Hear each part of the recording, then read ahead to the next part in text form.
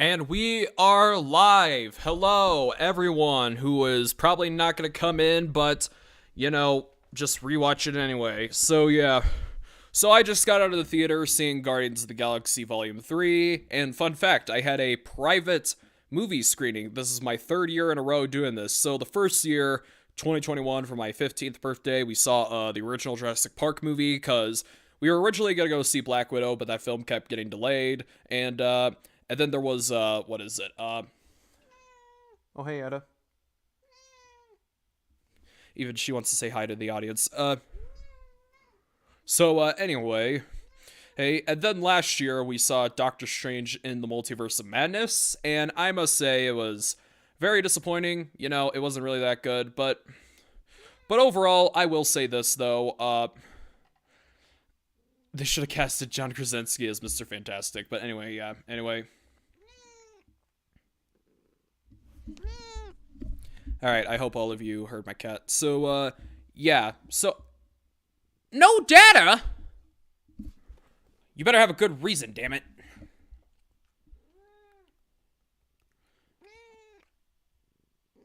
Alright, come on. Come on.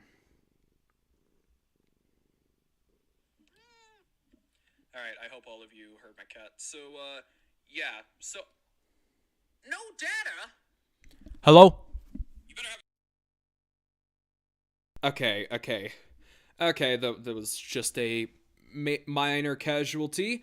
Anyway, and so this year we saw Guardians of the Galaxy Volume 3, and no, I don't think we're gonna do a private screening next year, because I'm doing something else for my 18th birthday, so yeah. Yes, I am a baby, so yeah, I'm pretty much a baby out of all the film critics on YouTube, but yeah. So... What are you talking about? What are you squawking about? I know she wants to get on my lap, but I can't let her right now. But anyway, so first off, since that no one is here, I'm just gonna talk about some stuff anyway. Oh, there's one view. Oh, there's 0 current viewers. Whatever. Anyway, so first off, I want to give my opinion on the first 2 Guardians films. Oh, there's another one. On the first 2 Guardians of the Galaxy movies. So, the first film, I really enjoy the first film. I didn't really watch it a lot as a kid. I did watch it before, but I rewatched it again recently, and I enjoyed it a lot more. It's really funny, it's fun, stuff like that. The movie is just a turn your mind off, have a good time movie. The second one, I really love the second one, because, compared to the first film's, fun level, it's, weak, but, there's a lot of good comedy in it. There's a lot of, there's a lot of good character dynamics and stuff like that. So yeah, I'm pretty glad about that. And, and also the Guardians of the Galaxy Holiday Special, I enjoyed quite a bit, I really liked, Mantis and, Quill's dynamic in that movie, so yeah. Anyway, let's just talk about the rest of, Guardians of the Galaxy Volume 3. So, current viewer, if you want to come in and chat, you are free to. Remember, this is a spoiler review. So anyway, let's start off with the positives. The man who easily steals the show in this movie is the High Evolutionary. Seriously. It's not that he just tortures animals that makes him such a good villain. He does so many other things that make him really good. He's definitely up there with characters like Thanos or Killmonger as one of the greatest Marvel villains of all time. At least on film, Anyway, let's recap the villains of the previous 2 Guardians films. Guardians of the Galaxy, Volume 1, Ronan was kind of crap, mostly because they set him up to be such a threat, and then he barely does anything. Ego is a way better villain, mostly because they set him out as a charming character, and, they even say at the beginning of the movie that, for a fact that he's a villain by the time the film starts, and, they show him as, a, unique character and stuff like that. And the part where he killed Quill's mother, that was actually that was the twist. That was the villain twist, stuff like that. And the High Evolutionary, I could say, is the best Marvel villain, mostly because he's acted well by, God, I can't even spell his name, but Awaju, I know is his last name, but You know, I could make a race joke, but I really don't feel like it right now. But anyway, what's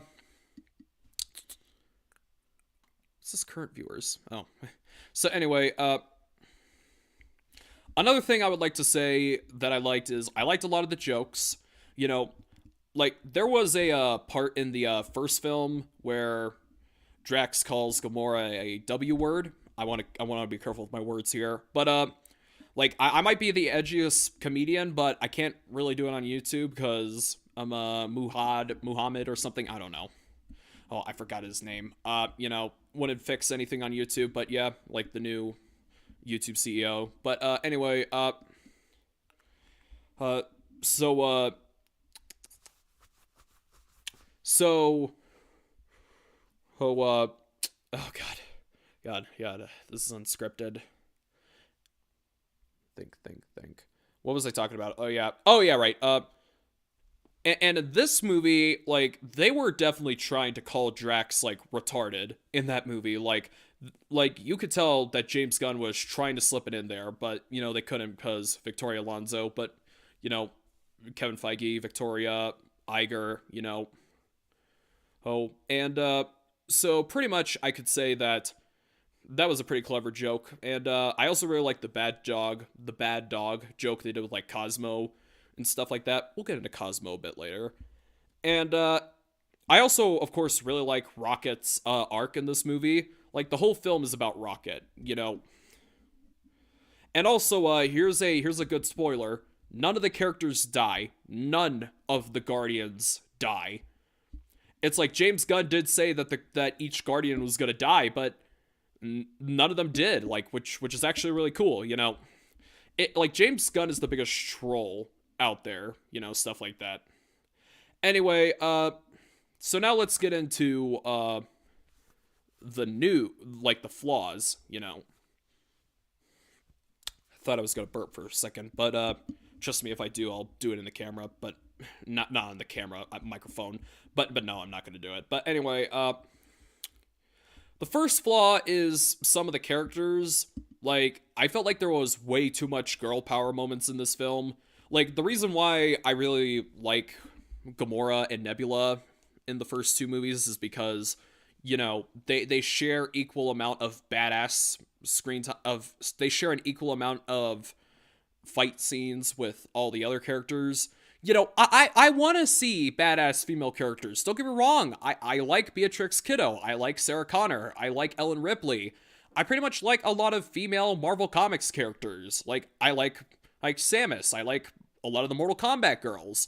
You know, they all have great stories. But, you know, just Hollywood just is really bad at writing female characters now. Like, I really hope James Gunn makes an improvement of that once he gets to the DCU. Spoiler alert, he probably won't, but we can hope, I guess. But anyway, so yeah, you know, like, I don't know why they were making Nebula out to be like a sort of leader, which I felt like was kind of stupid, but, you know, I definitely like her arc. You know, she goes from evil to like good and stuff like that. So, and like the whole thing about like Nebula doesn't really work as like a leader. Like, Star-Lord should have been the one calling all the shots in this film. Like, it's mostly Nebula that does that for some reason. And like, so pretty much Nebula is the weakest character in the movie. And but I will say this though, I really like Quill's arc in the movie. You know, he's letting go of Gamora because it's not the same Gamora, but you know, it's a good arc. But we'll get into Peter Quill later. But anyway, like when it comes to like Nebula's role in the movie, sorry that the topic got a little flimsy, viewers. Like, the reason why stuff like this works with, like, Storm in X-Men The Last Stand is mostly because, like, Storm is, you know... Oh, it's mostly because, like, Cyclops, who should have played a bigger role in those movies, is pretty much just dies, and it's just shit in each of those movies. And, like, you know, Storm, who has some leader qualities in, like, the comics, you know... Oh, and it's definitely a title she deserves. Like, that's why Storm works as a leader in X-Men The Last Stand, you know? And, like, also, speaking of Quill, they treat Quill like an idiot in this film for some reason. Like, you could definitely tell that there was definitely some interference from Disney, you know, because Disney is the worst company in the world. like you gotta, how to, like, of course, Victoria Alonso got fired, but she's still credited for some reason. But I mean, I'm kind of glad she's credited because anyone should be credited regardless. But, like, you could definitely tell Victoria Alonso and Kevin Feige had their dirty little hands and stuff like that. And, so yeah. Also, I will say this. I really like how they bring up Star-Lord's grandfather, mostly because, like, it was something that was never brought up again in, like, Guardians 2 or even the first film. So I'm really glad they revisited that. But I will say this, though. Like, I just really, like, I felt like the whole snap thing, like, the blip, like, was kind of a bad idea to continue on with it. Like, oh, you have, like, like the blip happened and it's barely explored in a lot of Marvel films nowadays, except for Hawkeye and WandaVision and what else? Eternals. But yeah, when it comes to like when it comes to the blip, like I just kind of wish that they would talk about the blip more in a lot of later movies. Like, like what happened to the 10 rings during all that. Like, I definitely think Star-Lord's dad was a victim, grandfather, I meant, was a victim of the blip because, he's still alive even though he's really, really old. But, again, we will get to Star-Lord in a bit. But, and like, what happened to Namor? What happened to not Atlantis? What happened to Moon Knight? Like, what happened to a lot of the gods? Were any of the Eternals, like, victims and stuff like that? Like, I mean, they did explain that Shuri was a victim. Like, was Riri Williams a victim? Was pretty much every character they're introducing now a victim or not of the blip? Which I kind of wish they would explain that a lot more. I mean, like, I used to be all for movies standing out on their own, but after thinking about it even more, like they need to explore it a lot more. Like, like was the High Evolutionary a victim or not during the blip? Stuff like that. Like, was Adam Warlock and his mom? Like they gotta explore that a lot more. Like, I definitely heard that the original draft of Wakanda Forever was going to involve stuff like that with, like, T'Challa. Like, this is before Chadwick's death. Like, T'Challa was grieving for being gone for 5 years and, like, stuff like that. Which, I think that would have been a good arc. Again, I wish they would recast T'Challa the more I think about it. But, oh. But, so yeah. Anyway, any other flaws? Kraglin and Cosmo barely do anything in this movie. Like, Kraglin should have played a major role because he's taking the rings of Yondu. By the way, Yondu has a small little cameo in the movie, which I really like. I don't know, for some reason, I just have soft spots for dead character cameos in a lot of movies. Like, it was the best scene in Wakanda Forever when Killmonger came back. I thought one of the best scenes in The Rise of Skywalker. I know that movie was shit, but I think one of the best scenes in that movie was Han coming back for a cameo. And, I just have a soft spot for that for some reason. I'm starting to notice it even more and more. And so, like, another thing that I want to mention. Meow. It's my cat. Anyway, hold on a second. Never mind. Anyway. Hey, like, Cosmo and Kraglin, I felt like should have had bigger roles. Like, I felt like Kraglin would have been awesome in this movie, and, Cosmo... Again, I like the bad dog running joke that they were doing, but, it just kind of feels like Cosmo is only in the movie for, like, heartwarming purposes, and that's it, because she's, oh, look, it's a Russian astronaut dog. How cute! Stuff like that. What is my... Oh, good. It's like... So yeah. And, also Sylvester Stallone. I don't know why Marvel keeps typecasting a lot of recognizable actors in, like, lesser roles and stuff like that. I appreciate Marvel for bringing in a lot of unknown actors. Oh, there's another current viewer. I appreciate Marvel for bringing in a lot of unknown actors to play a lot of these characters, but if you're gonna include a lot of big name actors, you have to give them bigger roles. Like, you basically forget that Bill Murray was in Ant-Man Quantumania, and, like, Sylvester Stallone, for the new viewer, Sylvester Stallone, like, he's only in this film for cameo, and I feel like he's only in it because, we need to have like we need to have Rambo and Rocky in that movie and stuff like that. And so yeah, and look, I barely know anything about Starhawk in the comics, but yeah, and also Nathan Fillion is in the movie, which, makes sense because he's another punching bag for James Gunn, and I mean, it makes sense because the Suicide Squad would play TDK, but yeah, and there's also been a report recently that they're going to bring in Arnold Schwarzenegger into the MCU, which after looking at what they were doing with like Bill Murray and Stallone, definitely does not give me hopes for what they're going to do with him. But anyway, another thing, I also really like a lot of the designs of the Animen because, like, I thought the octopus characters were really well designed and stuff like that.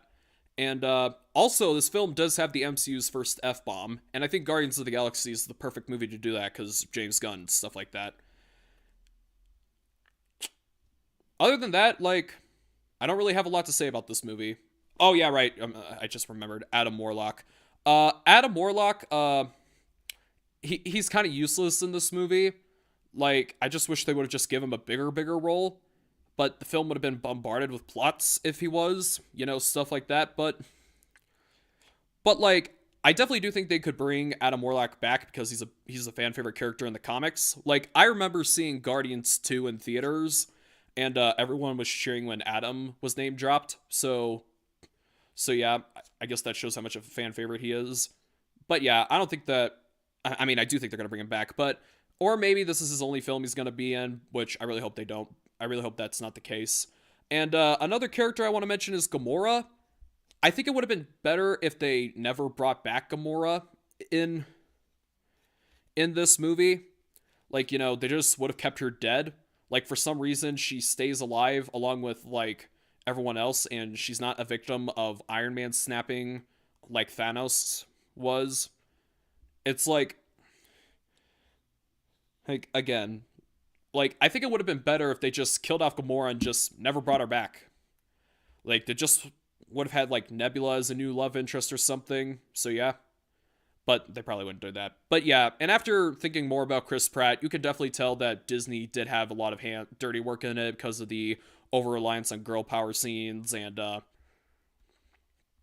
like, Star-Lord, being an idiot, like you could tell, because Victoria Alonso, she's definitely the type of person to hate his kind, aka my kind. So yeah, I'm glad she's fired, but that is not the main reason why she's fired. She's fired for tons of other reasons. But one more thing I will mention, though. They did say that Star-Lord is going to return. So I definitely think that either they're going to give him a movie or a Disney Plus show, but I think the more likely thing is that they're going to bring him back in Kang Dynasty and Secret Wars, which I think is the perfect way to do it. And also, speaking of the girl power, Mantis, of course, leaves alone when she should be with Drax because, she's a strong, independent woman. But overall, yeah, it wasn't the best movie, but it's still good. Anyway, for the current viewer, let me check my phone, just in case. Huh, my grandma just texted me. Alright, for the one viewer, do you have anything to say if you've seen the film? I guess not. But,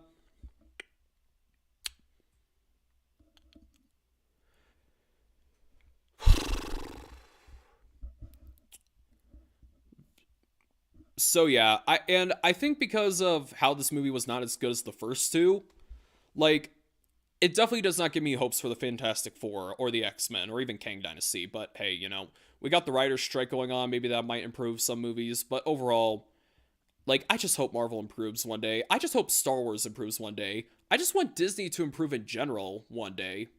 Stuff like that. But hey, I definitely do think a day like that would come, but just not right now. Anyway, that's the end of the stream, and I'll see y'all later. Bye.